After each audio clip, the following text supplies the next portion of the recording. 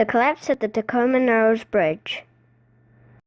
This bridge was exceptionally long and, due to the wind, on November 7, 1940, collapsed. The bridge was opened on July 1, 1940, and people spent $6 million on a bridge that lasted 4 months and 6 days. On the morning of November 7, 1940, at 10 a.m., the sides of the bridge started swaying in the middle of the center span. These waves caused the bridge to twist. So what did cause the bridge to do this? A lot of people are asking questions about how it collapsed. And it was very, very extremely long and flexible, and very narrow, is why they call it Tacoma Narrows Bridge. The Tacoma Narrows Bridge was supposed to link Big Harbor and Tacoma in Washington State. The reason why it collapsed, also due to wind, is because of the plate girders on the side of the bridge. Engineers of the bridge decided to use a stiffening trestle on the side of the bridge, but according to information about the bridge, Leon Moser decided to put, instead of stiffening trusses, he decided to put an 8-foot shallow plate girder on the side, and was about the length of the bridge, which was just over half a mile long. It was very narrow and very, very bouncy.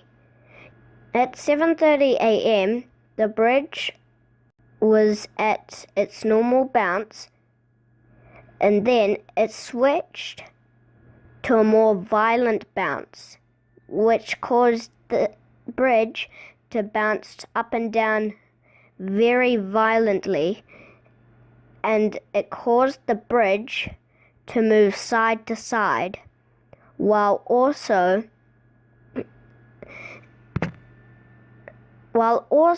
having an effect on the bridge, which was rolling 2 to 8 feet,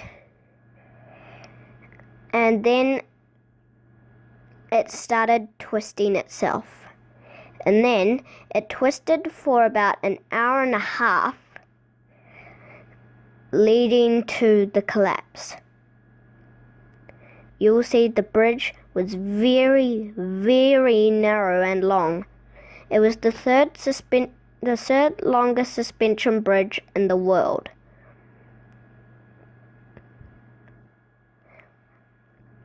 Howard Clifford was one of the last people on the bridge when the bridge had its collapse.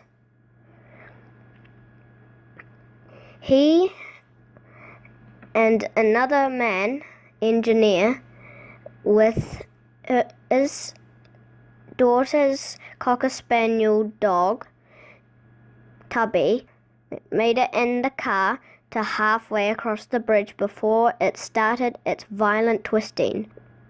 They got out of the car and fled the bridge, forgetting that the dog was in the back seat. When Howard Clifford went back to get it, the bridge was so violently twisting, he just didn't have control over himself.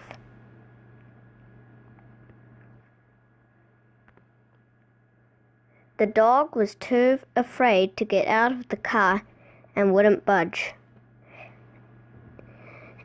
He tried to get the dog out of the car, but the dog wouldn't listen, and sadly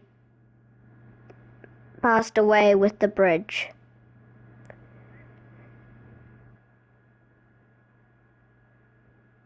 The bridge's collapse horrified a lot of people, which made them think, that they should have put stiffening trestles on the side other than plate girders. Also, the 8-foot shallow plate girder on the side caused it to sway, and that's why people think they should use stiffening trestles instead of girders. So in 1950, the new Tacoma Narrows Bridge, the second bridge, which they called Sturdy Gertie, was being built and completed in 1950. Due to people thinking that they should use stiffening trestles other than plate girders, this bridge had stiffening trestles. People thought that this bridge could be very useful for going across only if it didn't collapse. It began to be less attractive due to its bounce. It attracted lots of people. That bridge had been given the name Gallopin Gertie, and on its first try, 4 months later, to when it opened, it all came crashing down.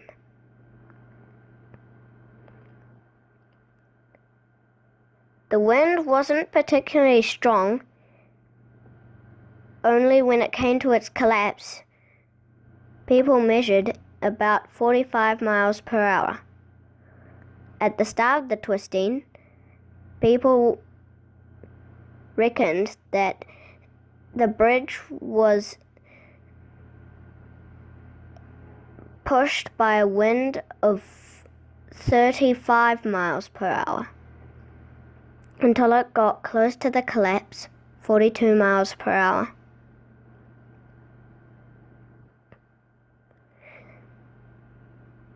Footage of this bridge is very old, and some are in color, like this one.